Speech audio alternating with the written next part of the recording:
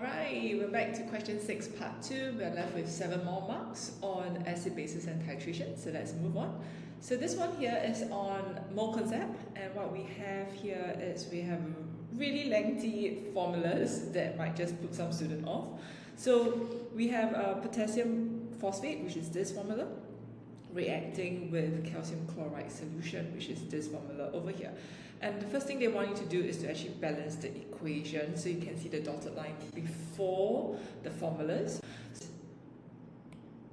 Look into question 6, C part 1. So this is 1 mark on balancing the equation. You can see that the dotted line is before the formula. So what they need us to do is actually to balance the equation. They didn't say it too clearly, they just mentioned complete the equation, but actually they need you to balance it.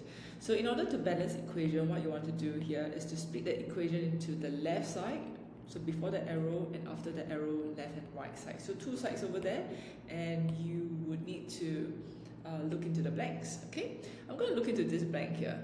Okay, so the one before KCl. Now I need to know what is the number I can put over here. So I have no idea what is the number of potassiums on the right hand side. So I'll move to the left hand side and I'll look for where the K is. And you can see that it is 2K3. What 2K3 means is this 2, it has a multiplication effect on the tree behind it. So all in all, the total number of potassium here, number of K here is actually 6. Okay, so that means I do have to put a 6 here, isn't it? Okay, that is the only way I can balance my potassium on the right hand side. Now what does this 6 do is it also affect my chloride. So I will have 6 chlorine atom on the right hand side. That means I need to make sure that my left hand side should also have 6 chlorine. Now take note, there is no chlorine over here. That means all the chlorine from the left hand side comes from this part of the formula. So be sure that there's a 2 over here. You can see it's a 2 over here. So I cannot just put 6 here because I will end up with 12 chlorine atom. So what then can I do? So 6 divided by 2, it will give us 3. So by putting a 3 here, this 3 multiplies by the 2 that is next to Cl, I will end up with 6 chlorine as well. Okay, so that's how we balance this equation, by putting a 3 right before CaCl2 and putting a 6 before KCl, you will have gotten this 1 mark. Okay, if that's good, we go to the mole concept question. So here we have a solution. Okay, so we have potassium phosphate, which is this, potassium phosphate, and we've got 0.04 mole. And then we have an excess of calcium chloride, so this is excess. If it's excess, we don't really need to worry too much about it. And the student obtained 5.7 gram of calcium phosphate, which is here, 5.7 gram. And they want you to find percentage yield. Now percentage yield's formula is like that. Percentage yield equals to theoretical yield over actual yield. And then you multiply by 100%. Okay? So how do we find out what is the theoretical yield? We have to do a mole concept calculation. The actual yield is actually this. The actual yield, oops, sorry, I should be using highlighter. Actual yield is this 5.7, okay? In reality, basically, actual yield basically means in reality we only get 5.7, but theoretical yield usually should be higher. So how do we do this question? So the first thing is we use whatever we have information about, 1%, okay? So my first step here is to find the ratio between the information that I'm given, potassium phosphate to calcium phosphate 2. Okay, the ratio is, the mole ratio is based on the stoichiometry, the number before the formula. So for potassium phosphate is 2. For calcium phosphate, there is no number in front. I put a question mark there. There is no number. That basically means the ratio is 1.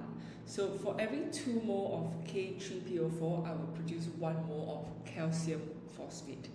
And based on the question, they say that 0.04 mole of K3PO4 has reacted. That means I would only get 0.02 mole of calcium phosphate, right? Because it's 2:1. If I have this, then the only number of mole I can get for calcium phosphate will be half that of 0.04. That will give us 0.02 moles.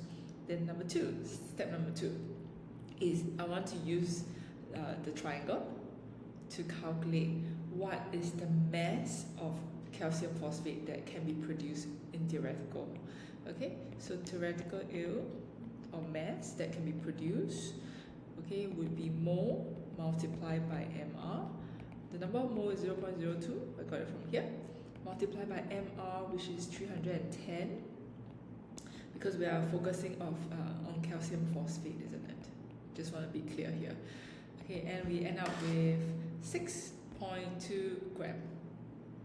Okay, so by theory, this is what I mean. By theory, we should have 6.2 gram of calcium phosphate being produced, but in actual fact, we only have 5.7. Okay, theory. So we multiply by 100%, we end up with 91.9%.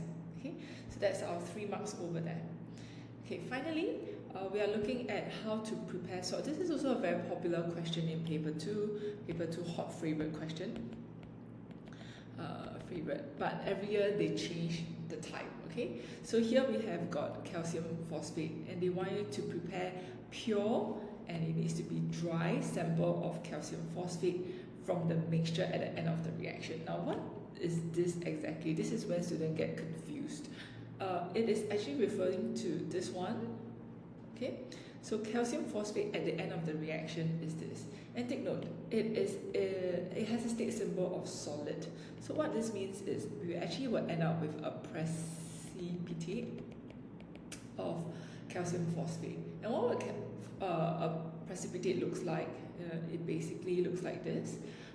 It's not the same color, but it's just I choose an image that has this bright yellow solid. It's just to let you see that precipitate is actually solid suspending in the solution, and you actually end up with some solid suspending in the solution. How then are you going to get this? From here, you can get a dry, clean sample. Okay, so with that image in mind, I'm just going to draw this out. Okay, again, going to use yellow just to evoke your memory. So this is our calcium phosphate and in a precipitate state. So the first thing I want to do is actually I want to filter, because when I filter, I'll be able to get every bit of calcium phosphate, right? So I want to filter the calcium phosphate, and then what's going to happen visually, once you do filtration, your calcium phosphate will be stuck over here, right?